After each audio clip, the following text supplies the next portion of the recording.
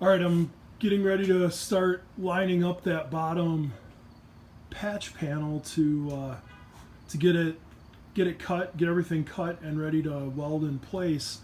And all of these you have to do fitting on them. So one of the things that's happening when I pull this edge right in straight here, then I go down the panel, you can see the angle that I'm kicking down to. So what should happen here is that panel should move. Let me get this back in the tripod and I'll kind of show you where it should be.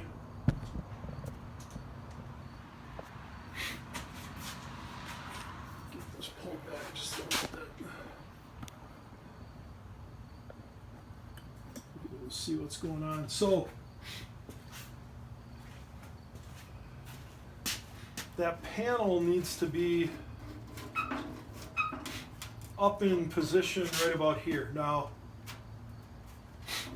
there's two reasons for what's going on here. One is that the front part of this side panel is out of shape.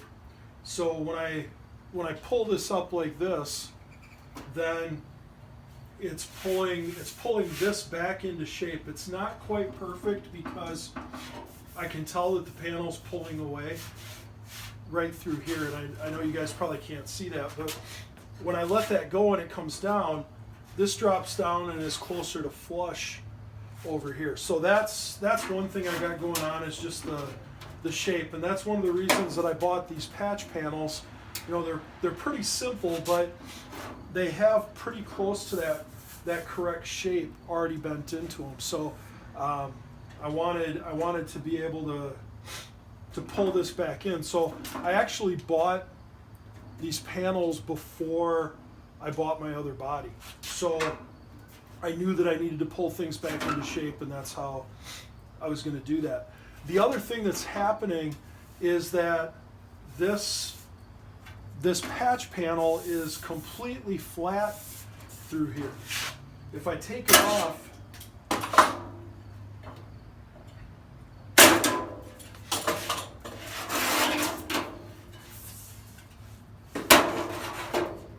this is not completely flat right here. There's a curve to this. So to really get this right, I'm going to need to put that type of a curve. It's pretty gentle, but it is there. And I think the way it looks, that curve comes up into this area right here, right about where that cutout is for the door. And then on this part of the panel here, that's very flat there. So what I'm going to do is get this in the English wheel, and I'm going to roll it from this end down just right into here, and I'm going to put a little bit of a crown into it. And once I get that done, then I think I'll be able to clamp this in place. And I think because that curvature will be in there, it's going to help pull that down to where it should be. I don't want to be forcing it into place, and I also don't want to just leave it flat like that. It's either not going to look right, or I'm going to have to come back and I'm going to do a bunch of shaping with filler, and I don't want that much filler in the panel. So I know I'm going to have to run a little bit just to take care of the waviness I'll get when I do the spot welding and everything, but that curve will end up looking a lot better. And what I'm using now for measuring here is the other body that I have. So after I bought this car and started working on it, I was able to purchase a touring car body that had been hit in the rear section. So what's going on here is that I'm going to turn this into a pickup truck. So I've got the bed for it, and this will be going together. So I'm kind of working on a couple different projects here at the same time. But the nice thing I have here is the touring car body, it had been hit in the rear. So that was smashed. And this section here is all pretty straight. So it's nice because it gives me an area right through here that I can measure, and I know where my line is running across down below here. So that's all nice and straight. So it's really working out well that I've got a body like this that I can measure off of. The body's not exactly the same. I understand that these were made in a few different places in a few different ways. Supposedly this black body was a 1923 touring car body. At least that's what I bought it understanding, maybe a 22, 23. And the original body, the one I'm working on, I believe that, at least it looks like it was original to the car, and the car is a 1923.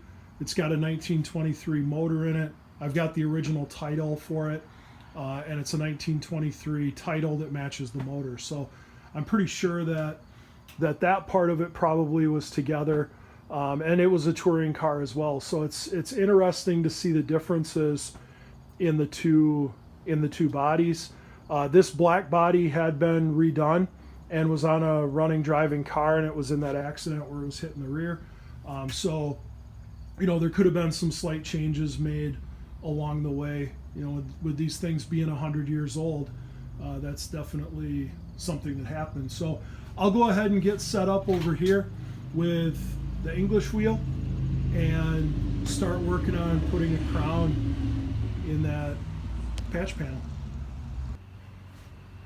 All right, so I didn't do exactly what I said I was going to do. I said I was going to wait and bolt the English wheel to the floor, but I wanted to try the next radius bottom die.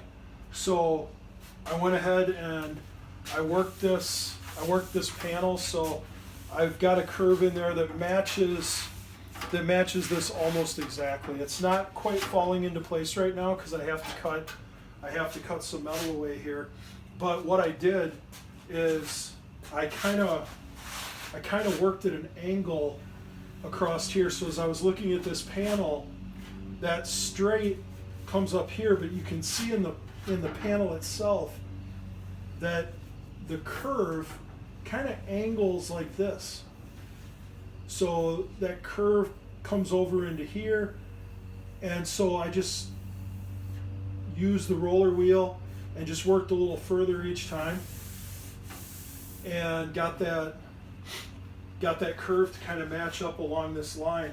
So I took the patch panel here, laid it up into place, clamped it, and as soon as I put the second clamp on to pull this back into the correct shape, this was right straight here. So I have no pressure here holding this in place. So it's sitting right where it needs to be. Height wise, I was off by about 1/2 an inch from my measurement here to my black body, and now I'm exactly the same measurement. So I'm at 31 1/4 on this one, 31 1/4 on the other one. So I'm really super happy with this. What I'll do is get this marked out and get that cut away, so I've got some room down below this door, and that way when I weld this patch panel to the side panel, I'm not gonna mess up that bead. Originally what I had thought about doing is welding it and cleaning it up and then putting the panel in the bead roller and going back and try to fix it, but this will be way easier to come down here. And fortunately, even though this panel's rusted away bad, I've got a good inch of solid metal here, so I'm going to be okay with bringing that through. The other nice thing is that this back tail section is going to get cut off, and I'm going to have to make a panel for this bottom corner, but I'm going to be cutting away all of the bad material in here. So I was kind of worried when I first was thinking about this that I was going to end up having to try to weld into bad material down here, but because of the difference in height, that'll all get cut away, and that's going to give me really nice solid metal. So that's great. I know the die that I used, and I've got video of the rolling of the first part of it, so I can go back and roll the other patch panel for the other side. And what I'll do is I'll get this one all tacked together, then I'll work on the other one. So again, with them being on different sides of the car, my important things are that my panel goes across the back here like I need to. I can get my cowl and my firewall back in place. And because these two panels are separate, that rear part bolts together, everything in the front bolts together. I should have no problem lining everything back up, and hopefully when I'm all done, it won't be a situation where I'm way out of square. I don't think so. I think I'm going to be good. So I will have the English wheel bolted down before I do the other side in the next video. So that'll make things go a little easier without that thing moving around like it was. Thanks.